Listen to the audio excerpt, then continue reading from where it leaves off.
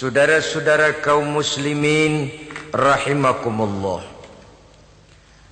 Pembangunan fisik material yang tanpa diimbangi dengan nilai-nilai agama sering cenderung membentuk manusia yang materialistis. Tolok ukur dan sudut pandang dari segala persoalan hanya terbatas kepada benda yang nyata yang berada di sekitarnya. Akibatnya muncullah pola hidup konsumer yang tujuannya tidak lain adalah prestise, harga diri, kebanggaan, dan kemegahan.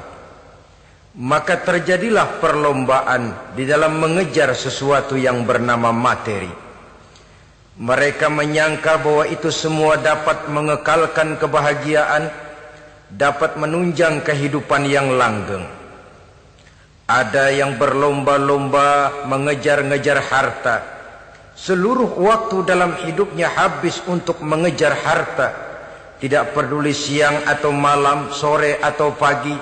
Sujud tidak lagi sempat, Allah dilupakan dengan agama jauh. Ada yang berlomba mengejar-ngejar pangkat, jabatan dan kedudukan. Tidak peduli menjilat ke atas, menginjak ke bawah atau menyikut kiri dan kanan.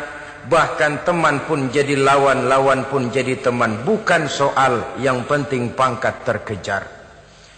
Ada yang berlomba memperbanyak kendaraan, sejak dari jet pribadi, pesawat kapal pesiar, sampai kepada mobil-mobil mutakhir. Ada yang berlomba memperbagus rumahnya. Ada yang berlomba memperbanyak istri dan anak-anaknya.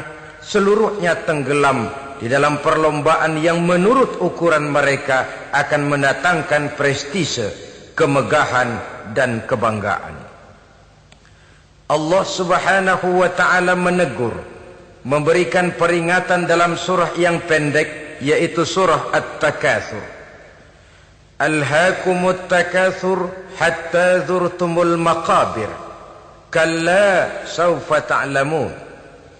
Alhaakum ay syagalakum an ta'ati rabbikum.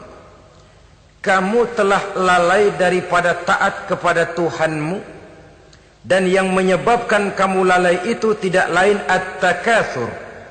At-takatsur artinya at-tabahi bi kathrati mata'id dunya.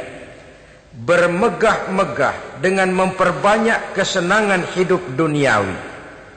Dengan kata lain, berlomba-lomba mengejar kemegahan duniawi telah menyebabkan kamu lalai daripada mengingat, daripada taat kepada Allah subhanahu wa ta'ala.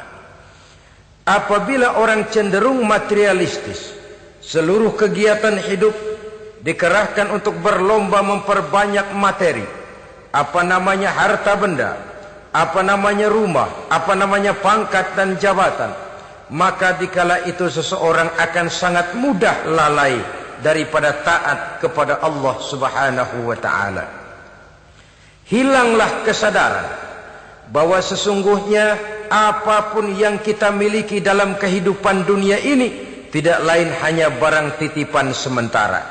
Kita cari, kita kejar, tapi setelah kita dapatkan, jangan dia dijadikan tujuan. Jadikanlah dia sebagai alat.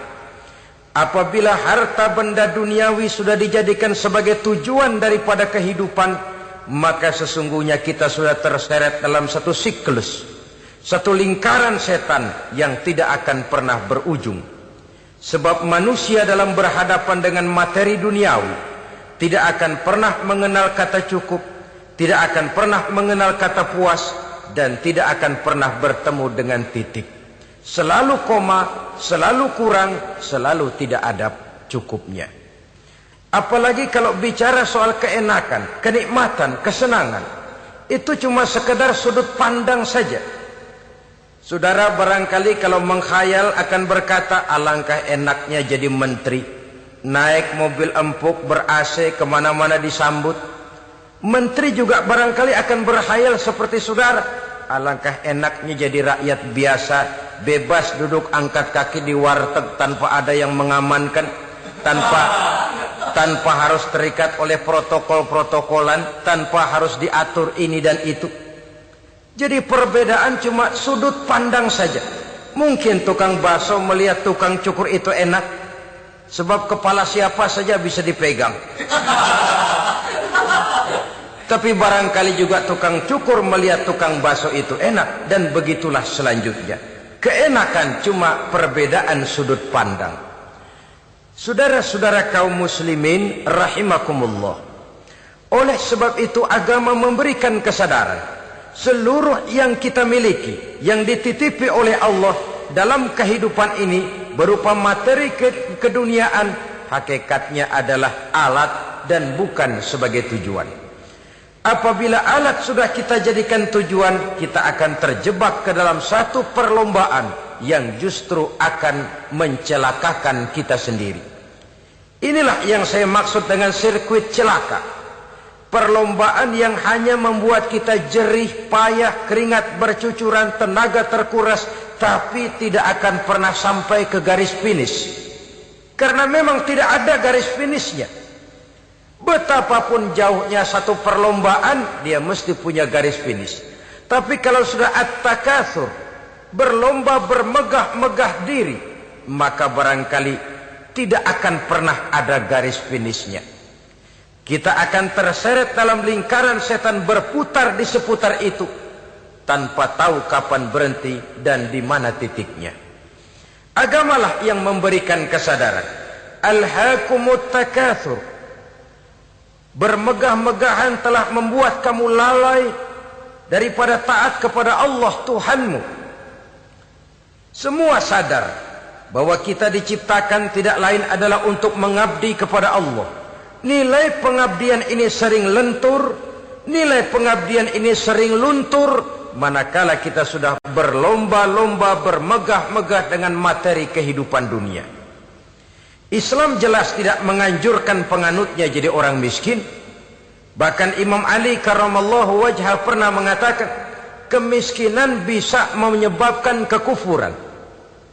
Ayat yang pertama turun juga kita tahu, Iqra, baca olehmu. Kan seolah-olah Quran cuma tidak langsung saja bilang, hai orang Islam, kamu jangan jadi bodoh. Kebodohan menimbulkan kemiskinan, kemiskinan mendekatkan kita kepada kekufuran. Jadi miskin sama kufur tetangga. Artinya dalam kondisi miskin, kemudi hati itu mudah terombang-ambing. Oleh sebab itu sering kemiskinan umat Islam ini dimanfaatkan oleh orang-orang lain untuk menyebarkan agamanya. Padahal agama adalah soal keyakinan yang tidak mungkin ditunjang dengan supermi, ditunjang dengan beras, pakaian, obat-obatan, beasiswa. Agama adalah soal keyakinan. Keyakinan adalah soal kebenaran, dan kebenaran itu adalah milik bersama. Tujuan diciptakannya manusia tidak lain adalah untuk melaksanakan ibadah. Kalau orang tenggelam dalam perlombaan memperbanyak harta, mempertinggi kedudukan, memperindah segala macam yang sifatnya duniawi, biasanya itu akan membuat dia lalai dari taatnya kepada Allah Azza wa Jalla. Kadang bukan hanya lalai daripada taat, juga sering terjebak kepada maksiat. Karena kalau pola pandang dan tolok ukur sudah benda duniawi semata-mata, sangat tidak mustahil orang lalu terjebak ke dalam prinsip menghalalkan segala cara. Asal sudah tujuan tercapai, cara apapun halal. Akhirat nomor 18. Nah, bukankah memang barangkali kita sejak kecil sudah dilatih untuk materialistis? Umpamanya kita hanya sering dilatih untuk takut kepada yang konkret-konkret saja, takut kepada yang nyata-nyata saja. Seorang ibu kalau menakuti anaknya, aduh nak, kenapa ini kau kerjakan? Kalau bapakmu tahu, waduh, habis kamu. Nah, kita lihat, kalau bapakmu tahu, kalau polisi tahu, kalau hansip tahu, kalau satpam tahu, Tapi jarang seorang ibu menanamkan kepada anak, nak, kenapa ini yang kau lakukan, nak? Bukankah kau tahu Allah lihat, Allah tahu, Allah dengar, Allah, nak? Diajarkan takut kepada yang gaib. Karena kalau takut dia kepada polisi, dia pasti bisa cari tempat lain dong yang polisi kagak lihat. Kalau takut dia kepada satpam, minggir dong ke tempat yang kira-kira satpam nggak lihat. Tapi kalau sudah takut itu terpulang kepada Allah, kepada yang gaib, tidak sejengkal tanah pun yang terhalang dari pengetahuan Allah. Tapi itulah salahnya kita. Sejak kecil anak-anak sudah kita latih untuk takut hanya kepada yang konkret-konkret saja. Akibatnya sampai dia besar melembaga dalam kehidupannya. Dia nyolong, kata temannya, kamu nyolong ya? Iya. Kok nyolong sih? Emang? Kenapa nyolong? Biarin.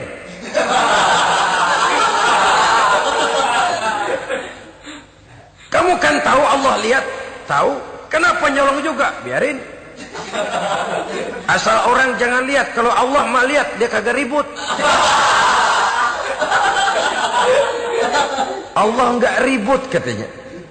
Nah, ini kan satu refleksi yang timbul daripada kenyataan. Jikalau orang hanya dijejali rasa takut kepada yang konkret-konkret saja, kepada yang zahir-zahir saja, yang akan tumbuh lalu mental kucing. Sopan, tenang, kalem, ayem, nggelenggem. Kalau ada orang, sedikit orang meleng, kucing kelihatan watak aslinya. Saudara-saudara kaum muslimin rahimakumullah. Oleh sebab itulah maka agama lewat surah yang kita bicarakan pada pertemuan ini memberikan peringatan. Kala, jangan begitu dong. Kamu boleh mencari dunia, silahkan cari harta yang banyak, cari pangkat yang tinggi, tapi jangan itu membuat kamu lalai daripada taat terhadap Allah Subhanahu wa ta'ala.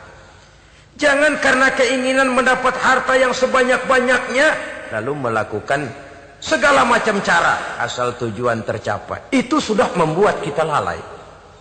Jangan karena ingin mengejar kedudukan yang tinggi lalu jilat atas injak bawah. Nggak mempan jilat, dukun dipakai.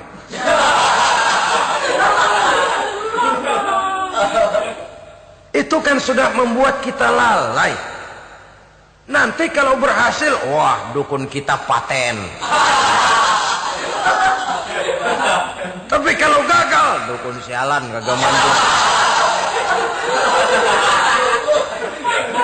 Hilanglah Allah dalam kehidupan kita. Makin materialis, dan perlombaan ini membawa kita kepada kecelakaan.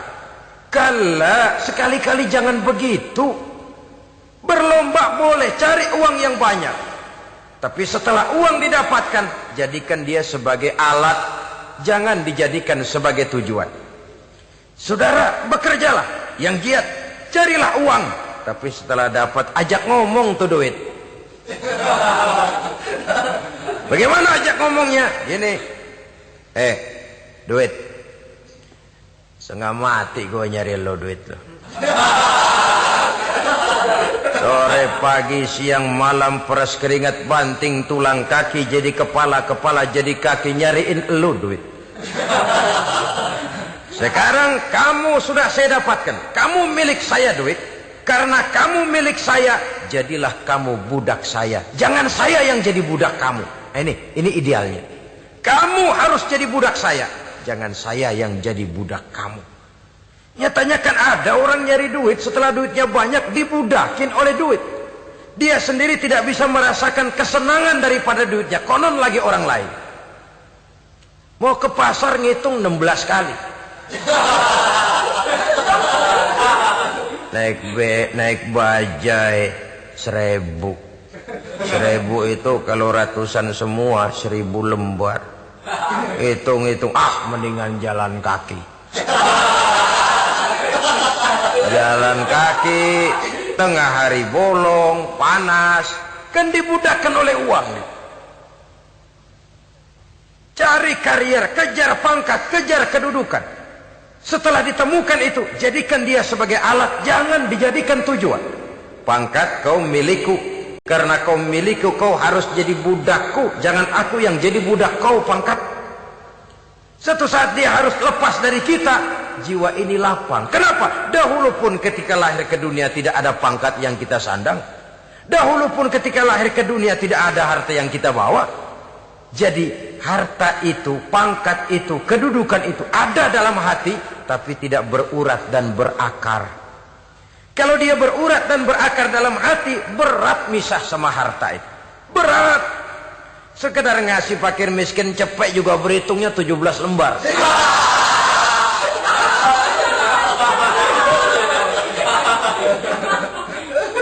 Dengar di kantornya mau ada mutasi, pindah dia dari tempat basah ke tempat kering, baru berita burung udah meriang duluan. Ini nanti bagaimana, itu nanti bagaimana, ini nanti bagaimana. Kan tidak jarang orang yang kena apa istilah kerennya zaman sekarang itu post power syndrome. Post power syndrome ini pernah dianalisa oleh Nabi. Kata beliau, irhamu salasatan minan nas. Sayangilah 3 macam manusia. Siapa mereka? Pertama, azizan zalla, orang terhormat yang jatuh hina. Ini yang sering terkena post power syndrome.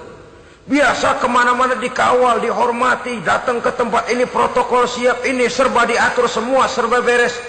Begitu jabatan selesai atau pensiun, habis orang gak indah-indah. Dia lihat orang diemin aja, orang diemin dan orang tonton. Ini kalau nggak kuat mentalnya, itu kena post power syndrome. Akibatnya ya bisa jantungan, bisa leper, bisa darah tinggi. Ya penyakit-penyakit yang zaman dulu kita nggak kenal. Ini kan makin banyak dokter, makin maju ilmu kedokteran, makin aneh penyakit. Saudara hadirin yang saya hormati, post power syndrome kena apa yang dinamakan frozen emotional attitude. Tidak kuat menghadapi kenyataan. Azizan zalla, orang terhormat yang jatuh hina, itu sangat perlu dikasihani. Yang kedua, ghaniyan qad iftaqara, orang kaya jatuh miskin. Ini juga sama. Biasa hidup apa ada, serba ada, lalu harus hidup apa adanya.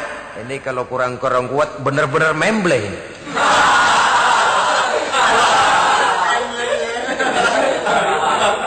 Kalau tidak kuat mentalnya, biasa hidup serba enak, serba nikmat, cuma kerjanya neken cek, main apa itu kredit card, macam-macam fasilitas dipunyai. Tahu-tahu jatuh bangkrut, jatuh miskin. Kalau tidak fondasi agamanya kuat, bisa gantung diri, bisa bunuh diri, bisa frustasi, bisa terkena psikosomatik, tekanan jiwa mempengaruhi faktor biologis. Timbullah tekanan, terjadilah penyakit aneh-aneh. Al-ghaniyan qad iftaqara, orang kaya jatuh miskin, itu perlu dikasihani. Yang ketiga, wa faqihan yal'abu bihil juhal, ahli fikih tapi dipermainkan oleh orang-orang bodoh. Hanya kebetulan orang bodoh itu punya kekuasaan. Hukum bisa dipesan.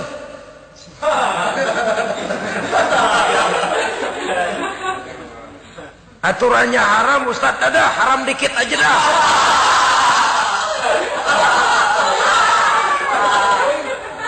Sibuklah tuan fakih ini, ahli fikih ini mencari dalil kebet sana kebet sini supaya yang tadinya haram benar bisa jadi haram sedikit. Padahal yang minta ini orang bodoh, tidak ngerti agama. Cuma karena punya kekuasaan dipermainkan oleh orang yang fakih. Orang yang fakih ini dipermainkan. Kasihan orang yang seperti itu. Wa faqihan yal'abu bihil juhal, ahli fikih tapi dipermainkan oleh orang-orang bodoh. Akibatnya karismanya hilang, wibawanya lenyap. Dia menyangka bahwa dengan mengharam-haram sedikit-sedikit itu dia bisa mendapat keuntungan yang berganda-ganda. Padahal akibatnya itu hanya akan membawa kecelakaan saja. Allah peringatkan benar, kala sekali-kali jangan begitu. Cari uang yang banyak silahkan, ngejar kedudukan yang bagus boleh, bikin rumah yang hebat silahkan, ada kendaraan bagus silahkan, tapi Jangan sampai kamu terjebak kepada sirkuit celaka itu. Perlombaan yang tidak ada garis finishnya. Sering dicontohkan orang menghayal, melamun. Kamu kenapa enggak mau ibadah? Lah bagaimana mau sembahyang, saya di Jakarta masih ngontrak.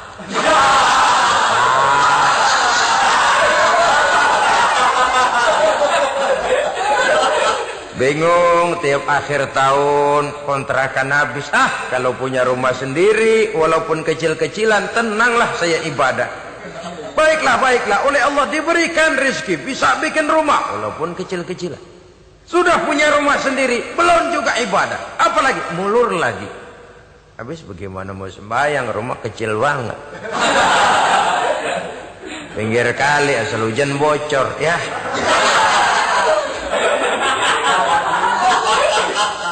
Kalau bisa punya rumah permanen, rajin dah ibadah dah. Iyalah, diberikan rezeki, bisa bikin rumah besar. Kamarnya banyak, halamannya luas. Kendaraan belum ada. Perabotan belum lengkap. Sudah ada kendaraan, belum kayak orang-orang. Sudah kayak orang-orang, masih sama dong, kudu di atas. Kapanlah selesainya? Kala, sekali-kali jangan begitu. Jangan kamu mengumpulkan harta bermegah-megah membuat kamu lalai dari taat kepada Tuhanmu. Engkau tinggalkan rukuk dan sujud, engkau jauh dari masjid, engkau kering dari kehidupan beragama. Sebab itulah maka pembangunan fisik material tidak bisa dipisahkan dengan pembangunan mental spiritual. Tidak hanya cuma dalam teori, tapi juga harus dalam praktek. Selalu pembangunan yang hanya mengarah kepada fisik material, jauh dan kering dari agama, hanya akan melahirkan manusia-manusia materialistis yang terjebak di dalam sirkuit celaka, perlombaan yang tidak pernah mengenal garis finish. Sebab itu agama mengajarkan, orang kaya itu siapa sih? Yang banyak duit? Belum tentu. Yang kebunnya di mana-mana ngebelata? Belum tentu. Yang pabriknya selebar-lebar? Belum tentu. Yang punya segala macam peternakan, dari peternakan gajah sampai peternakan kutu.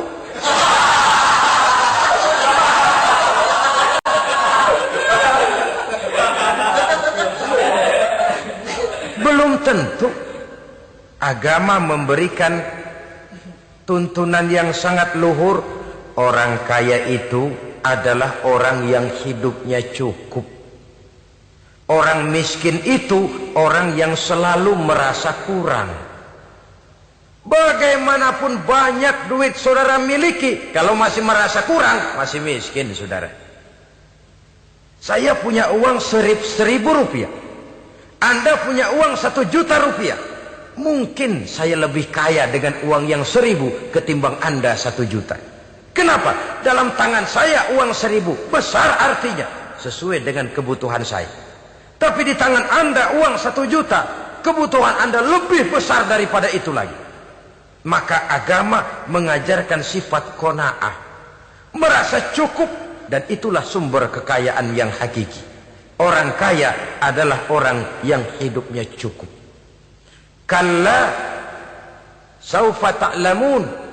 Jangan begitu, nanti kamu akan tahu. Summa kalla saufa ta'lamun. Jangan sekali-kali begitu, satu saat kamu pasti akan tahu. Kalla law ta'lamuna ilmal yaqin, thumma latarawunnaha 'ainal yaqin, thumma latus'alunna yawma idzin 'anil na'im.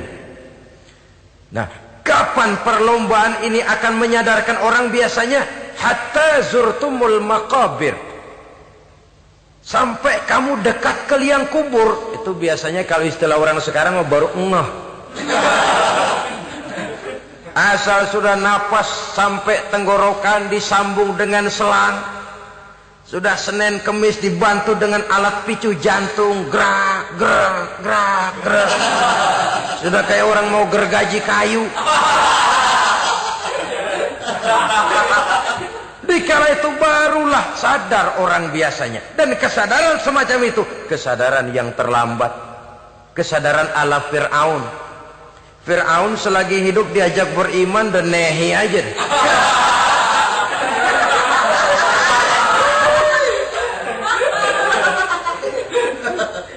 Tapi ketika dia tenggelam di lautan merah bersama seluruh tentaranya, dikala nafas hampir terputus, keluar ucapannya, amantu bi Rabbi Musa wa Harun. Aduh, kalau begini mah saya juga percaya kepada Tuhannya Musa dan Harun. Saya beriman kepada Allah. Lagi timbul tenggelam mau sekarat baru beriman. Hatta zurtumul maqabir. Kamu telah lalai dari sebab bermegah-megah sampai kamu masuk ke liang kubur, dekat ke liang kubur. Kalimat zurtum di sini menjelaskan bahwa kubur itu tidak selamanya. Zurtum itu dari kalimat zaro ya zuru, berziarah. Orang berziarah kan sebentar. Ke kubur itu sama dengan berziarah kita di situ. Sebentar, tidak akan selamanya, tidak akan kekal dalam kubur. Bahwa kubur itu cuma satu halte dari sekian halte yang harus kita jalani. Hatta zurtumul maqabir ay mutum wa dufintum fil kubur. Sampai kamu mati, dikubumikan dalam kubur, barulah kamu sadar bahwa perlombaan itu hanya sia-sia. Bahwa perlombaan itu tidak akan pernah mengenal garis finish. Bahwa perlombaan itu akan membuat kamu celaka. Begitulah umumnya kebanyakan orang yang terjebak ke dalam paham materialis, baru menyadari kesalahan langkahnya pada saat napas sudah sampai di tenggorokan. Ternyata uangnya yang miliaran rupiah tidak sanggup menyambung nafasnya. Ternyata kendaraan yang serba mewah berkilat tidak sanggup meneruskan kehidupannya. Ternyata pangkat jabatannya yang tinggi yang membuat dia menyebabkan temannya jadi lawan, lawannya jadi teman, tidak akan sanggup menghentikan sang malaikat maut. Kalau keadaan sudah begitu, baru sadarlah kita terlambat. Karena saat seperti itu akan dihadapi oleh setiap orang. Kala, jangan begitu.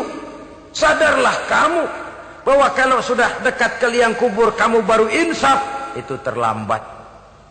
Sebelum nafas sampai di tenggorokan, pintu tobat masih selalu terbuka.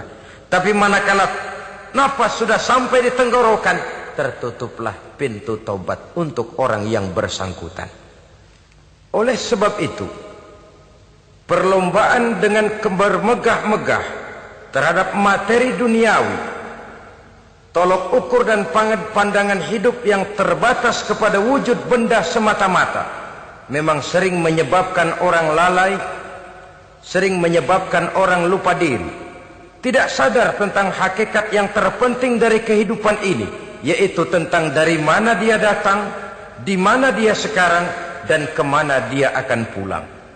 Sungguh, ilmu pengetahuan tidak akan pernah mampu menjawab persoalan ini. Sungguh, filsafat juga tidak berdaya menghadapi pertanyaan seperti ini. Hanya agama yang mampu memberikan kepastian batin tentang hakikat dari mana kita datang, di mana kita sekarang, dan kemana kita akan pulang. Makin kita renungi pertanyaan ini, makin kita menemukan diri sendiri. Dan makin kita menemukan mengenal diri sendiri, kita akan semakin mengenal Allah Subhanahu wa ta'ala. Semakin kita mengenal Allah, maka akan semakin terpanggil kita untuk dekat dengannya, mentaati segala perintahnya, dan berupaya menjauhi segala yang dilarangnya. Dengan demikian selamatlah kita dari satu perlombaan yang hanya akan menyeret kita kepada menghalalkan segala cara, jauh dari agama, jauh dari Allah, bahkan jauh dari sesama manusia. Karena umumnya perlombaan seperti ini akan cenderung melahirkan manusia yang egois. Muslimin rahimakumullah. Lebih jauh, mari kita mengikuti peringatan Allah dalam surah Al-Munafiqun ayat 9. Di sini Allah Subhanahu wa ta'ala mengingatkan, A'udzu billahi minasy syaithanir rajim. يا أيها الذين آمنوا لا تلهكم أموالكم ولا أولادكم عن ذكر الله ومن يفعل ذلك faulaika humul khasirun. Hai orang-orang yang beriman, jangan sampai hartamu dan anak-anakmu melalaikan kamu daripada mengingat Allah. Wa may yaf'al dzalik, barang siapa yang melakukan hal seperti itu, faulaika humul khasirun, maka merekalah sesungguhnya orang-orang yang merugi. Rugi dunia, rugi akhirat. Disebutkan di sini dua hal yang sering menyebabkan kita jadi lalai. Amwal dan aulad. Harta dan anak-anak. Materi dan keluarga. Perlombaan di dalam mengumpulkan materi sering menyebabkan kita menjadi lalai. Begitu juga amanah berupa anak ini sering kita lalaikan atau sering membuat juga kita menjadi lalai. Kita lalaikan dalam arti bahwa keduanya, baik harta baik anak, merupakan amanah dari Allah. Setiap orang tua akan dimintakan pertanggungan jawab. Apabila kita lalaikan amanah ini, maka resikonya akan kembali juga kepada kita. Tapi satu hal yang jelas dalam ayat 9 surah Al-Munafikun ini, bahwa perlombaan memperbanyak harta dan anak-anak yang masuk dalam kelompok at-takatsur itu tadi akan menyebabkan orang khasiru, termasuk ke dalam kelompok orang-orang yang rugi. Perlombaan yang hanya akan membawa kerugian semata-mata. Kemudian di dalam satu hadis Rasulullah sallallahu alaihi wasallam memberikan peringatan.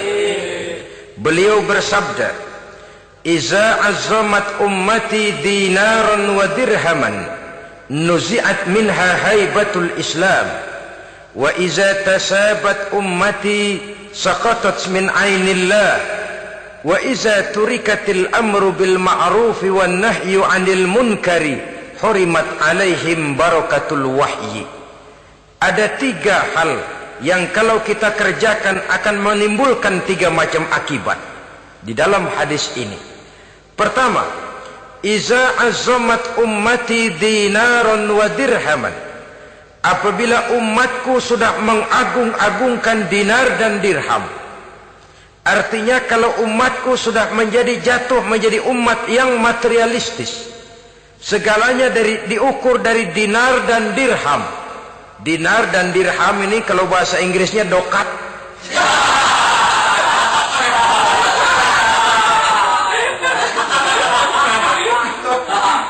Segalanya diukur dari segi dinar dan dirham saja.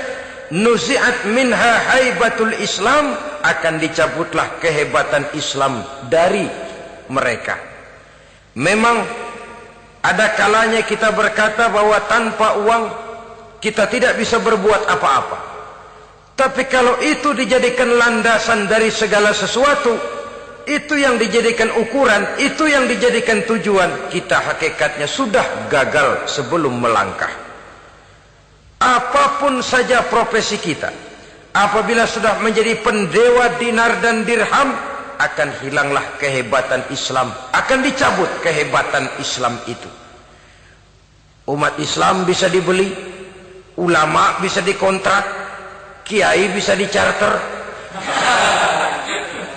Saudara hadirin ma'asyiral muslimin rahimakumullah, apabila umatku sudah membesar-besarkan dinar dan dirham, bermegah-megah dengan itu, berlomba-lomba memperbanyak itu yang menjadi tujuan dan tolok ukur dari segala kegiatan, nuzi'at minha haibatul Islam, akan dicabutlah kehebatan Islam. Hilang itu wibawa. Walaupun dia bernama umat mayoritas dalam jumlah, tetapi dia minoritas dalam peranan. Mayoritas dalam bilangan, tapi minoritas dalam percaturan kegiatan hidup ini. Kita ingat di zaman pengembangan Islam di masa Rasulullah sallallahu alaihi wasallam, mereka berlomba-lomba mengorbankan dinar dan dirhamnya untuk kepentingan agama.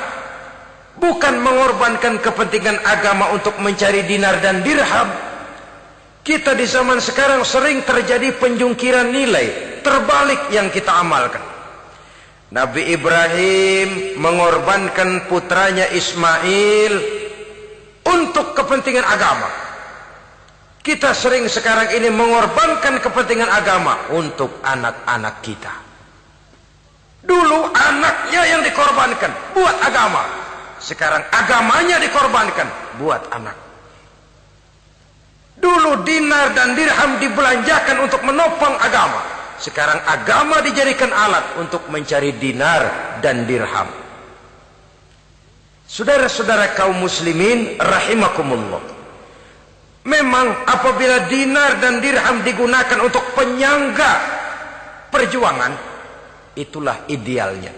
Saya katakan tadi, dinar, dirham, uang, dunia cuma sekedar alat, bukan sekedar tujuan. Kita memerlukan alat ini. Membangun pesantren tidak cukup dengan semangat. Membangun rumah sakit Islam tidak cukup dengan pidato. Membangun masjid tidak cukup dengan semangat menggebu-gebu. Kita perlu semen, kita perlu pasir, kita perlu batu kali, kita perlu besi, dan itu semua beli. Tidak turun dari langit seperti turunnya embun di waktu pagi. Tidak mungkin rumah sakit Islam muncul ke permukaan hanya dengan simsalabim abracadabra.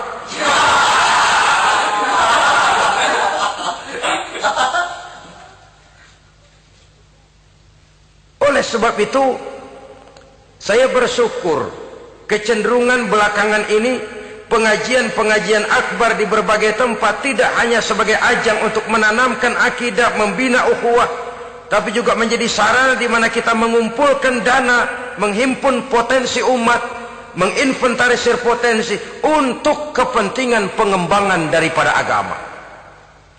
Meskipun ada satu dua orang yang salah paham tentang ini, sampai kemudian saya mendapat satu merek yang cukup tidak enak untuk didengar, mengkomersilkan pengajian katanya. Karena memang ada pengajian yang menggunakan sistem karcis, sebenarnya juga tidak etis. Undangan berikut infak, yang seluruh hasilnya digunakan buat kepentingan agama. Apakah itu rumah sakit, apakah itu madrasah, apakah itu masjid. Dan 1 sen pun saya tidak menuntut bagian dari itu. Saya malah berprinsip sepanjang saya masih laku untuk dijual dan itu memang buat kepentingan agama, persilahkan jual saja. Asal buat masjid, pesantren, madrasah, rumah sakit Islam, kegiatan syiar dan dakwah, silakan.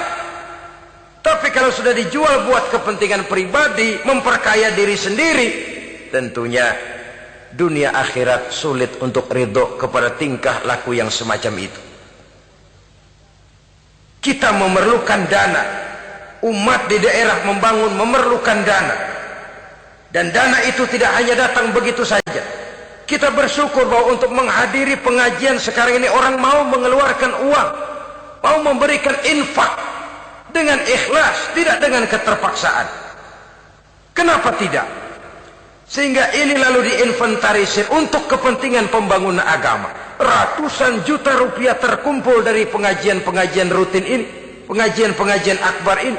Puluhan masjid terbantu, rumah sakit Islam terbantu, musola selesai. Ya walaupun tidak lalu semuanya beres, tapi gemaknya itu sudah cukup menyentuh untuk menyadarkan orang bahwa harta baru kekal kalau dia sudah dibelanjakan di jalan Allah. Nah, yang celaka kalau dinar dan dirham itu yang dijadikan tujuan. Mengadakan pengajian semata-mata untuk cari uang, uangnya buat kantongnya dewe. Itu yang membuat dicabutnya kehebatan Islam itu. Segalanya diukur dari sudut itu. Sehingga ketika seseorang datang bertanya tentang hal-hal yang berkaitan dengan ini, maka hal semacam ini sesungguhnya satu nikmat yang perlu kita syukuri sepanjang menginventarisir potensi umat benar-benar digunakan buat kepentingan daripada agama kita. Jadi peringatan tegas dari Nabi ini, iza azzamat ummati dinaron wa dirhaman nuzi'at minha haibatul Islam. apabila umatku sudah mengagung-agungkan dinar dan dirham, maka akan dicabutlah kehebatan Islam dari tengah-tengah mereka. Remeh saja orang memandang kita, enteng saja orang memandang kita. Satu. Yang kedua, peringatan Nabi, wa iza tasabat ummati saqatat min ainillah. Apabila umatku sudah saling mencaci maki, apabila umatku sudah saling berbantah-bantahan, saqatat min ainillah, jatuhlah mereka dalam pandangan Allah. Kalau sesama umat ini sudah saling menjelekkan, apakah yang menjelekkan itu lebih bagus dari yang dijelekkan di hadapan Allah? Dua-duanya sama rendahnya. Pribadi saya mungkin puas kalau saya bisa menghantam saudara di depan umum, menjelek-jelekkan nama saudara. Tapi lebih baikkah saya dalam pandangan Allah? Sama rendahnya dengan orang yang saya jelekkan. Itu pun kalau yang dijelekan benar-benar jelek. Kalau cuma sekedar fitnah, wah, lebih celaka lagi nasib si orang itu tadi. Ini artinya menyadarkan kita bahwa umat ini sudah diikat dengan akidah. Beraneka ragam kita, tapi harus ada kebersamaan. Berbeda kita, tapi harus satu. Sebagai satu ummatan wahidah, satu umat yang satu. Oleh sebab itu, persamaannya lah yang harus kita angkat ke permukaan, bukan perbedaannya yang kita perbesar. Sudah datang waktunya umat Islam bangun dari tidurnya. Jangan lagi dibuai oleh irama mayoritas. Sudah lewat masanya kita bertengkar karena persoalan-persoalan kecil yang tidak prinsip.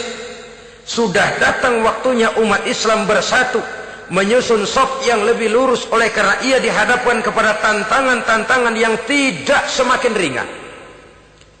Kalau kita bertengkar dengan kita, kalau kita saling mencaci sesama kita, bukankah Yahudi tepuk tangan? Bukankah Nasrani menari-nari? Bukankah pihak ketiga akan menangguk di air keruh? Dan kerugian akan terpulang kepada kita semua. Tapi inilah realita, bahwa yang kita hadapi ini sesungguhnya musuh kita di luar kita, bukan di dalam kita. Apakah itu kemiskinan, kebodohan, maksiat, munkarat, ketidakadilan, kezaliman, kesewenang-wenangan, dan lain sebagainya. Yang musuh jadikan musuh, yang teman mari kita rangkul. Jangan terbalik, teman dimusuhi, musuh malah dirangkul. Maka berpesta poralah musuh-musuh Islam ini. Saudara-saudara kaum muslimin rahimakumullah, Nabi memperingatkan dengan tegas, wa iza tasabat ummati saqatat min ainillah. Jikalau umatku sudah saling mencaci maki, sudah saling berbantah-bantahan, jatuhlah mereka dalam pandangan Allah. Satu ayat menjelaskan, jangan sebagian kamu meremehkan, yaskhar, mengecilkan, menganggap enteng orang lain. Boleh jadi yang dihina, diremehkan, dianggap enteng itu nilainya lebih bagus daripada yang menganggap enteng. Dan hakikat segala sesuatu itu cuma kembali kepada Allah. Di sanalah penilaian finalnya. Manusia hanya melihat yang zahir. Makin banyak harapan hidup ini kita gantungkan kepada manusia, makin banyak kita harus bersiap untuk kecewa. Saudara-saudara kaum muslimin rahimakumullah. Kemudian yang ketiga peringatan dari baginda Nabi, wa iza turikatil amru bil ma'rufi wan nahyu 'anil munkari hurimat 'alaihim barakatul wahyi. Apabila amar ma'ruf dan nahi munkar telah ditinggalkan, maka akan hilanglah keberkahan wahyu, akan hilanglah keberkahan Quran, akan sirnalah keberkahan agama. Amar ma'ruf dan nahi munkar ditinggalkan. Artinya di tengah masyarakat sudah tidak ada lagi yang menyerukan ini baik, ini tidak baik, ini halal, itu haram. Mari kita sholat, mari makmurkan taklim, santuni yatim piatu, makmurkan masjid. Seruan ke arah itu tidak lagi terdengar. Sementara tinggalkan judi, tinggalkan minuman keras, jauhi zina, seruan semacam itu pun tidak lagi terdengar. Maka hilanglah keberkahan wahyu itu. Karena amar ma'ruf dan nahi munkar merupakan bagian daripada ajaran agama kita. Menjadi sponsor dari segala macam kebajikan, dan menjadi penghalang daripada segala macam kemunkaran sesuai dengan batas kemampuan yang kita miliki masing-masing. Nah, saya kembali kepada persoalan pokok di awal pembicaraan tadi. Bagaimana jalan keluarnya? Jalan keluarnya tidak lain adalah upaya. Bagaimana kegiatan yang sifatnya fisik material ini diimbangi dengan kegiatan yang bersifat mental spiritual. Upaya menghidupkan majelis-majelis taklim, upaya memakmurkan masjid-masjid sebagai laboratorium rohani untuk mewujudkan keseimbangan dalam pola pikir yang akan berlanjut dalam gerak hidup yang kemudian akan tertuang dalam segala perbuatan manusia. Apabila sudah terwujud kepincangan dalam pola pikir, akan pincanglah caranya bertindak dan berbuat, akan pincanglah pandangan hidupnya, akan pincanglah orientasinya di dalam kehidupan ini. Oleh karena itu, Islam dalam berbagai aspek kehidupan mengajarkan sistem keseimbangan. Mencari harta boleh, tapi tidak boleh keluar dalam kerangka fastabiqul khairat. Berlomba-lomba silahkan, tapi untuk kebaikan. Bukan untuk bermegah-megah, bukan untuk menumbuhkan gengsi, bukan untuk meninggikan prestise dan harga diri, tapi fastabiqul khairat, berlomba-lomba di dalam mengejar kebajikan, di dalam menyebarkan kebaikan. Bukan sekedar berlomba-lomba, tapi tolong menolong, bantu membantu. Ta'awanu 'alal birri wat taqwa wa la ta'awanu 'alal ismi wal udwan.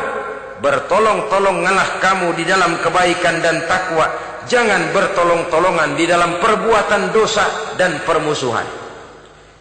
Kerjasama di dalam kebaikan, kerjasama di dalam ketakwaan. Ada satu contoh yang menarik bahwa umat Islam di dalam ia menjalin kebersamaan itu harus seperti orang main sepak bola. Saudara lihat, orang main sepak bola, kalau pertandingan belum dimulai, silahkan kumpul di luar lapangan, atur strategi yang baik. Tapi kalau pertandingan sudah dimulai, turun ke lapangan hijau, jangan kumpul terus. Masa ada sepak bola gotong royong, groyok ke sana, groyok ke sini, ya kalah terus. Harus ada yang jadi penyerang tengah, kan begitu toh sepak bola. Harus ada yang jadi kiri luar, kanan dalam, striker, back, penjaga gawang. Yang penting kerjasama, teamwork. Lalu mampu menciptakan operan-operan. Yang jadi back jangan ngiri sama yang jadi penyerang tengah. Jangan hasut, sebab bagaimanapun juga andai kata si penyerang tengah berhasil menjaringkan bola ke gawang lawan, kan kemenangan bukan kemenangan satu orang, kemenangan satu kesebelasan, kemenangan satu tim. Ini yang sering terjadi, back ngiri sama penjaga gawang, lalu penjaga gawang ngiri sama penyerang tengah, penyerang tengah ngiri sama kiri luar. Ya kapan mau menggolkan ke gawang lawan? Kita ini satu kesebelasan, posisi boleh berbeda. Umat Islam itu harus ada yang jadi camat, lurah, bupati, gubernur, menteri, jadi jenderal, jadi konglomerat, jadi pengusaha, jadi teknokrat. Yang penting kerjasama, teamwork, mampu menciptakan operan-operan yang akurat. Diego Armando Maradona, enggak pakai dia, enggak. Itu katanya maha bintang, gagah, hebat, bintang lapangan hijau. Kapan Maradona hebat? Kalau ditunjang oleh 10 temannya yang lain, merupakan satu kesebelasan. Bagaimanapun hebatnya Diego Armando Maradona, kalau dia sendirian lawan satu kesebelasan, remek.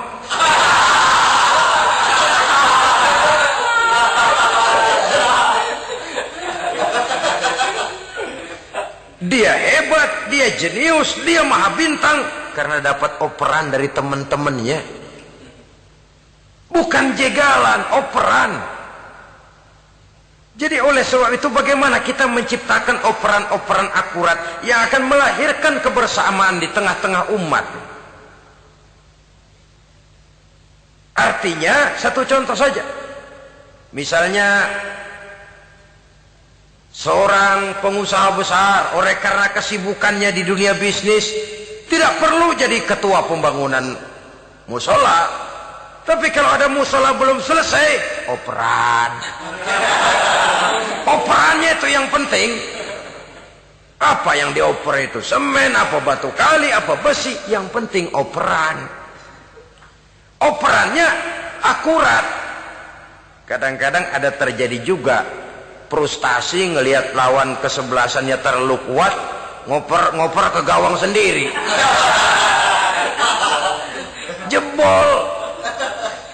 Kan sering terjadi begitu. Muslim didukung oleh umat Islam, ketika punya posisi menguntungkan malah mempersulit Islam. Ini kan ngoper ke gawang sendiri, bunuh diri namanya. Boro-boro jebolin gawang lawan, asal jangan bunuh diri juga lumayan. Jadi kalau saja kita mampu menciptakan kebersamaan seperti ini, baju boleh berbeda. Seorang muslim boleh dibungkus baju ABRI, boleh dibungkus baju dokter, boleh dibungkus baju teknokrat, boleh dibungkus baju konglomerat, sekedar baju. Tapi kalau terbukalah baju itu, kelihatan dadanya, terbersit nilai imannya, meresap sampai ke tulang sumsumnya. Dan pada saat Islam dikuti-kuti, akan timbul kecintaannya, akan timbul, saya muslim dan saya bangga dengan Islam saya. Saya muslim dan saya mau berbuat untuk Islam saya. Saya muslim dan saya siap mati untuk Islam saya. Dengan baju apapun dia terbungkus, kalau roh, jiwa dan semangat semacam ini tertanam, saya yakin kita umat Islam akan mampu berbuat lebih banyak dengan mewujudkan operan-operan akurat yang sangat diharapkan oleh umat itu tadi. Oleh sebab itu, saudara-saudara kaum muslimin rahimakumullah, baju boleh berbeda, bendera boleh beraneka warna, tapi jikalau bernama muslim, persamaannya yang dicari, jangan perbedaannya yang diperbesar. Nilai persaudaraan yang diikat dengan akidah semacam inilah yang banyak dicari orang, yang banyak menyebabkan orang masuk Islam. Di mana masjid kelihatan benar sebagai simbol kehidupan demokrasi dalam menciptakan ukhuwah, wawasan ukhuwah ini. Masjid simbol demokrasi. Siapapun masuk masjid buka sepatu, demokrasi. Siapapun orangnya, tidak peduli merek apapun sepatunya. Apa itu keluaran Cibaduyut Bandung? Apa itu modelnya Belli, Beltoni, Itali? Tidak soal, masuk masjid buka. Jumatan, kopral datang lebih dulu depan, pral. Jenderal datang belakang saja, pral. Tidak ada fasilitas khusus dalam masjid, karena di rumah Allah semua manusia sama. Si jenderal jangan lagi merasa jenderalnya, si pengusaha jangan lagi menonjolkan kebosannya. Masjid adalah simbol demokrasi daripada kehidupan umat. Sebab itu jangan terjebak kepada sektoral di dalam kita berbicara tentang ukhuwah ini. Kita boleh terbungkus dengan baju apapun, tapi kalau di balik baju itu tidak lain jiwa Islam yang mau berkorban, mau mengeluarkan harta, bahkan siap mati untuk Islamnya, maka kebersamaan itu akan mudah kita wujudkan. Tapi sepanjang kita berpecah belah, sepanjang kita centang perenang, maka tidak akan banyak yang bisa kita lakukan. Satu-satunya perlombaan yang bukan hanya dibolehkan tapi bahkan sangat dianjurkan oleh agama, yaitu fastabiqul khairat, berlomba-lombalah di dalam kebaikan.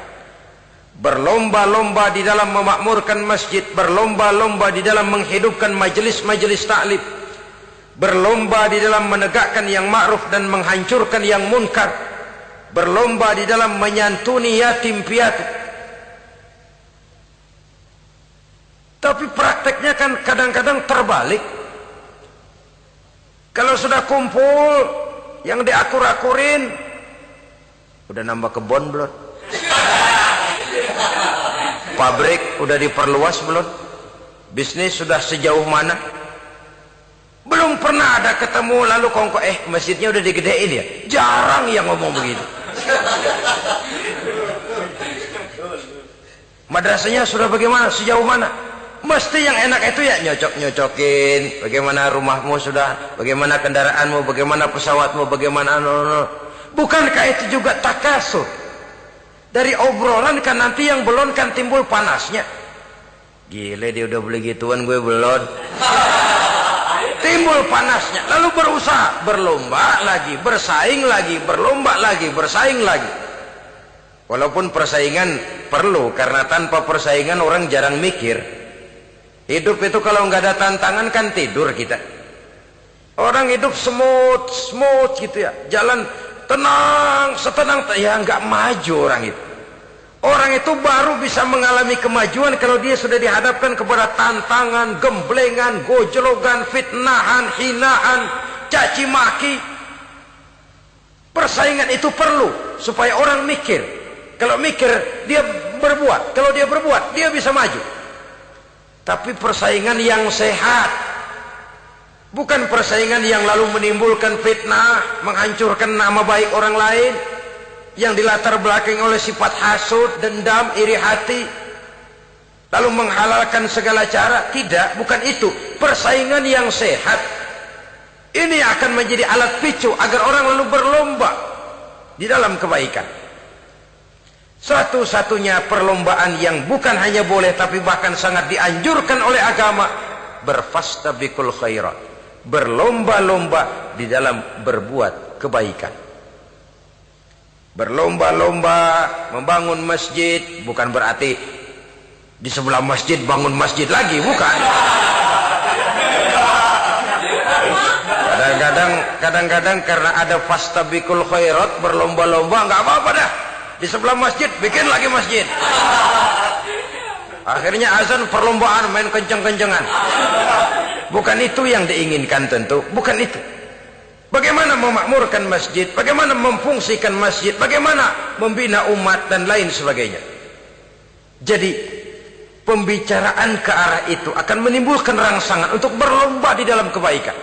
Kalau dia kok bisa menata masjidnya sampai makmur, jamaah senang datang ke sana, anak-anak muda betah di masjid, kenapa saya tidak? Apa konsepnya?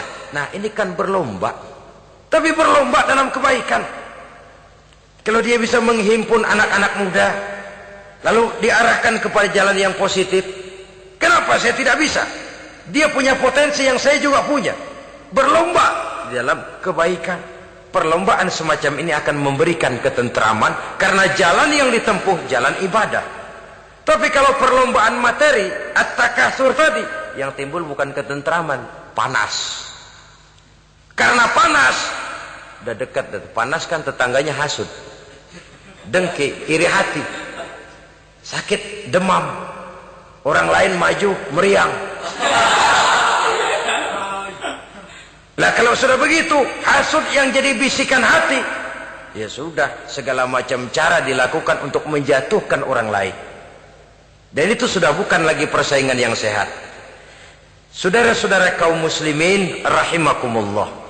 Oleh sebab itu kita tutup pertemuan singkat kali ini dengan satu kesimpulan, bahwa harta adalah sekedar alat, bukan tujuan di dalam kehidupan. Tanpa harta barangkali orang sulit untuk bahagia, tapi harta semata-mata tidak merupakan jaminan bahwa orang lalu akan bahagia. Termasuk di dalam kata harta ini pangkat, jabatan, kedudukan, anak, istri, keluarga, rumah, tanah, pabrik, kebun, peternakan, dan lain sebagainya. Perlombaan yang dianjurkan di dalam agama adalah perlombaan untuk berbuat kebaikan. Maka masalahnya sekarang, bagaimana kita memanfaatkan harta ini untuk sebanyak-banyak kebaikan yang bisa kita lakukan. Semoga kita mampu melakukannya dan kita tidak termasuk dalam orang-orang yang celaka yang lantaran bermegah-megah dengan kesenangan dunia saja. Terima kasih atas segala perhatian, mohon maaf atas segala kekurangan. Usikum wa nafsi bitaqwallah. Wassalamualaikum warahmatullahi wabarakatuh. Waalaikumsalam.